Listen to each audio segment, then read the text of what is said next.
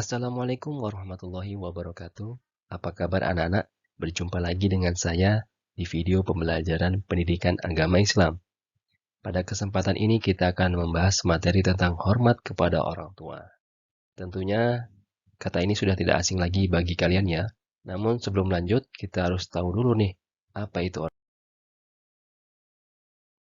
Orang tua adalah ayah dan ibu yang bertanggung jawab atas pendidikan anak dan segala aspek kehidupannya, sejak anak masih kecil hingga mereka dewasa.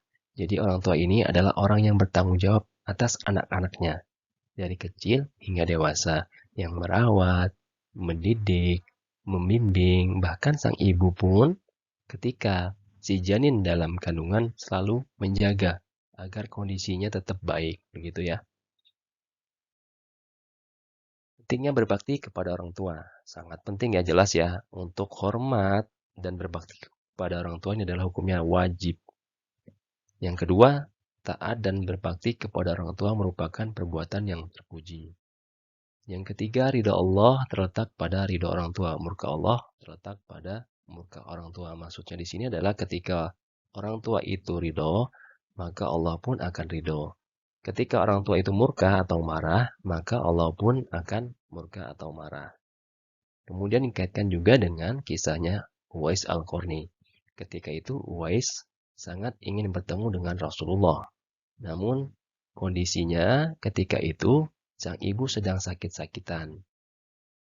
Namun sang Uwais tetap ingin bertemu dengan Rasulullah. Alhasil memberanikan diri untuk izin dengan ibunya.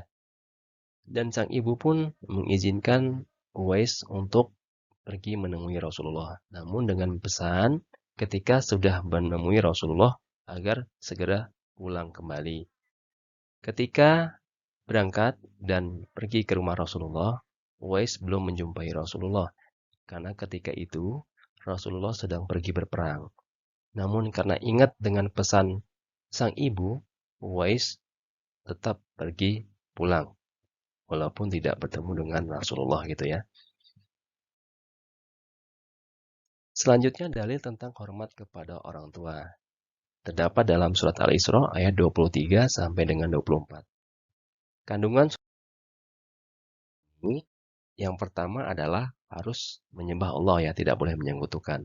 Yang kedua, harus berbuat baik kepada ibu bapak. Dalam artian di sini adalah berbakti. Yang ketiga, kandungan yang ketiga, wajib memelihara dan menyayangi bapak hingga usia lanjut. Bapak ibu maksudnya ya. Jadi ketika bapak ibu tadi usia renta, tua, itu justru pahalanya luar biasa. Jadi anak-anak harus tetap menjaga, merawat, jangan sampai ibu bapaknya ditelantarkan, jangan sampai ibu bapaknya dititipkan di panti jompo, begitu. Kemudian kandungan yang keempat, harus mengucapkan perkataan yang baik. Tidak boleh berkata ah dan membentak. Berkata ah saja tidak boleh gitu ya, apalagi sampai membentak, apalagi sampai memukul. Tidak boleh. Kemudian kandungan pada ayat yang ke-24 yang pertama, harus selalu sopan dan sayang kepada orang tua. Kandungan yang kedua, selalu berdoa agar Allah itu memberikan ampunan dan menyayangi orang tua kita. Karena orang tua kita adalah orang yang merawat kita dari kecil. Begitu. Selanjutnya, ini tentang hadis. Kalau tadi tentang ayat Al-Quran, sekarang tentang hadis. Kandungan dari hadis ini, hadis yang diriwayatkan oleh Baihaqi, ridha Allah terletak ridha orang tua. Kemudian murka Allah terletak pada murka orang tua.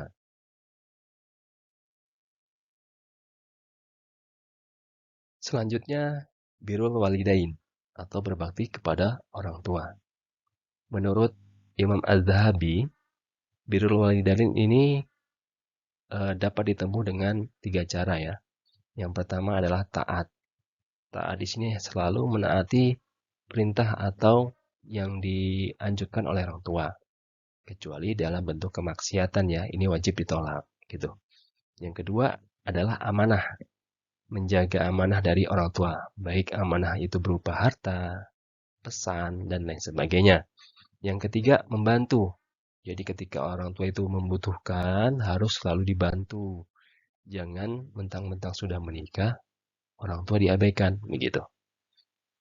Selanjutnya, cara berbakti kepada orang tua. Yang pertama, berbakti dengan melaksanakan nasihat dan perintah yang baik dari keduanya. Yang kedua, merawat dengan penuh keikhlasan dan kesabaran, apalagi keduanya sudah tua dan pikun, gitu. Yang ketiga, merendahkan diri, kasih sayang, berkata halus dan sopan, serta mendoakan keduanya. Yang keempat, rela berkorban untuk orang tua. Jadi tidak boleh ada sifat kikir gitu ya. Jadi tetap harus berkorban. Yang kelima, meminta kerelaan orang tua ketika akan berbuat sesuatu. Nah ini contohnya ketika kalian ingin masuk ke perguruan tinggi, kemudian orang tua harus tahu, orang tua harus diberitahu agar minta ridhonya ya, agar diridhoi sehingga kita bisa lulus masuk perguruan tinggi yang kita inginkan. Yang keenam, berbuat baik kepada orang tua walaupun ia berbuat yang tidak baik gitu ya, atau mengarahkan yang kepada keburukan tadi. Baik, sekian dan terima kasih. Semoga ini dapat bermanfaat bagi kita semua. Dan sampai berjumpa di video selanjutnya. Saya akhiri. Wassalamualaikum warahmatullahi wabarakatuh.